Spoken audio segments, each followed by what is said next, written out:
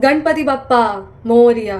गणपति बप्पा, इनका स्वरूप हम सबको कितना मनमोहक लगता है ना। चलो जानते हैं आज इनके स्वरूप के बारे में। गणपति बप्पा का बड़ा एलिफेंट हेड विजडम और इंटेलिजेंस को दर्शाता है। गणपति बप्पा का मुंह छोटा है और कान बड़े हैं। वो ये दर्शाता है कि हमें कम बोलना चाहिए और ज्यादा सुनना चाहिए।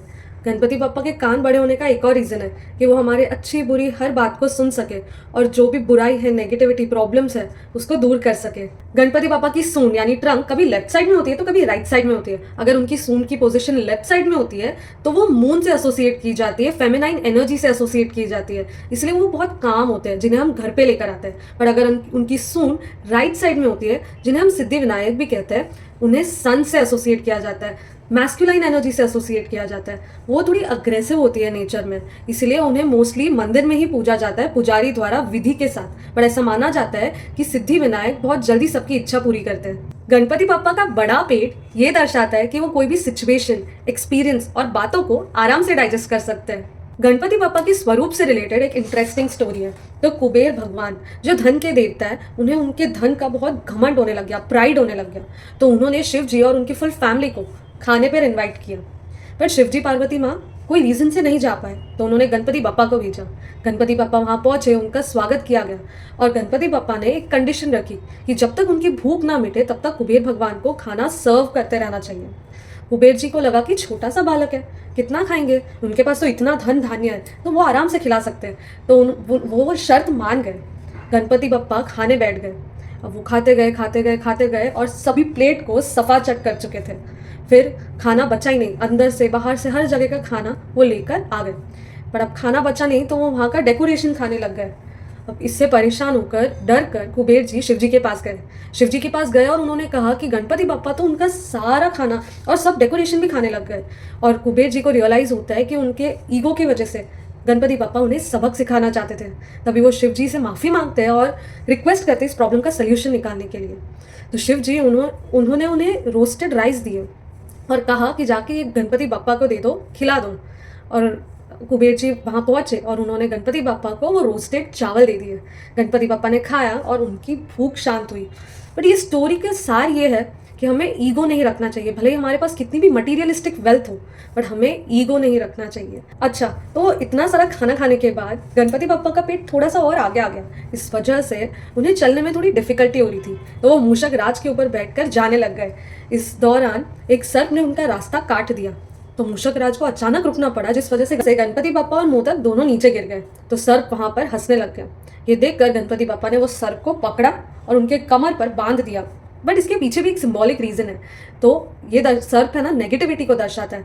तो ये दर्शाता है कि गणपति बप्पा सारे नेगेटिविटी, सारे बुराई को भी, ईगो जैसी चीज़ों को भी आराम से कंट्रोल कर सकते हैं। तो सारे नेगेटिविटी को भी बांध देते हैं, कंट्रोल कर लेते हैं। और जैसे वो आगे जा रहे थे तो उनके स्वरूप को देखकर चंद्र देवता जोर से हंसे। इससे गणपति बप्पा को बहुत गुस्सा आया। चंद्र देवता वहाँ मजाक उड़ा रहे थे, तो गणपति बप्पा ने उन्हें श्राप दे दिया कि वो आसमान से गायब हो जाएंगे, लुप्त हो जाएंगे, इनविजिबल हो जाएंगे। इससे चंद्रदेव बहुत परेशान हुए और वो परेशान होकर गणपति बप्पा से अपनी श्राप को वापस लेने के लिए कहते हैं। बस श्राप को तो वापस नहीं लिया जाता। तो गणपति बप्पा ने कहा कि हर महीने में एक बार वो इनविजिबल हो जाएंगे स्काई से, यानी गायब हो जाएंगे स्काई से। बेसिकली हमारे वैक्सिंग और वेनिंग मून को दर्शाता है, यानी पूर्णिमा और अमावस्या को दर्शाता है। इससे हमें एक सीख तो जरूर मिलती है कि हमें दूसरों को उनके स्वरूप से जज नहीं करना चाहिए, उनके रूप पर हंसना नहीं चाहिए। गणपति बप्पा को ना एक दंत भी कहा जाता है। वो क्यों? तो बेसिकली जो गणपति बप्पा के दो दांत है, उसमें से एक दांत आधा टूटा हुआ है। उसके पीछे भी एक इंटरेस्टिंग स्टोरी है। तो जब वेद व्यास जी महाभारत लिखने जा रहे थे तो वो चाह रहे थे कि गणपति बप्पा महाभारत लिखें। गणपति बप्पा मान गए, बट उन्होंने कंडीशन रखी कि इस प्रोसेस में कोई रुकावट नहीं आनी चाहिए। वेद व्यास जी कंटिन्यूसली महाभारत बोलते रहने चाहिए, रुकने नहीं चाहिए। तो प्रोसेस स्टार्ट हो गया। तो गणपति बप्पा लिख रहे थे और उस दौरान उनकी पेन टूट गई।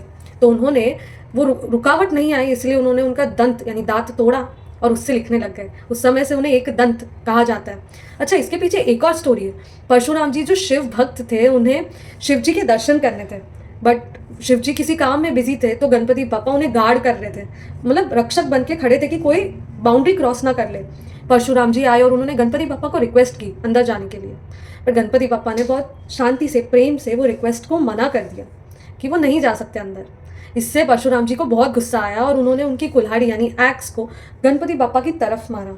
अब ये एक्स शिव जी द्वारा दी गई थी, ये वेपन शिव जी द्वारा दिया गया था, तो उसे डिसरिस्पेक्ट नहीं करना था।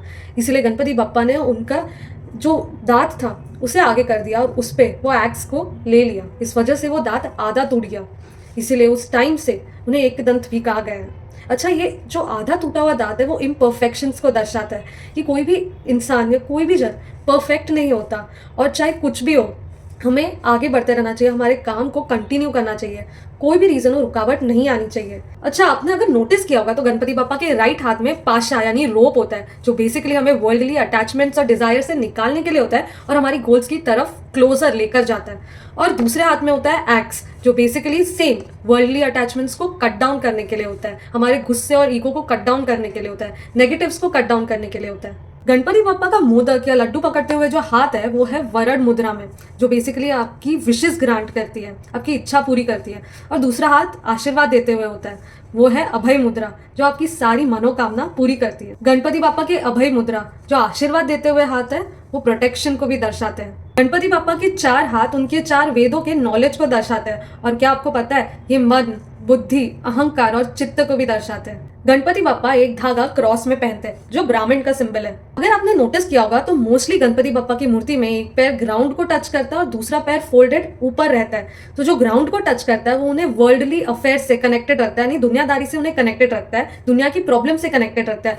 और दूसरा पैर जो ऊपर है वो बेसिकली उन्हें ये वर्ल्डली अफेयर से डिस्कनेक्ट करता है, यानी उन्हें दुनियादारी से डिस्कनेक्ट करता है और स्पिरिचुअल यानी धार्मिक जर्नी पे उन्हें एकाग्रित रखता है। तो गणपति बापा की मूषक से रिलेटेड भी एक स्टोरी है। तो गजमुखासुर नाम का एक असुर था, जिन्होंने शिव जी की आराधना की, भक्ति की। इससे प्रसन्न होकर शिव जी उनके सामने प्रकट हुए। तो गजमुखासुर ने उनसे वरदान मांगा कि कोई भी इंसान, जानवर या देवता उन्हें हरा ना सके, उन्हें मार ना सके। तो शिव जी ने उन्हें वो वरदान दे दिया खुश होकर। पर गजमुखासुर हर जगह तबाही मचाने लगे। इससे परेशान होकर उन्होंने, शिव जी ने गणपति बापा को भेजा उन्हें हराने के लिए।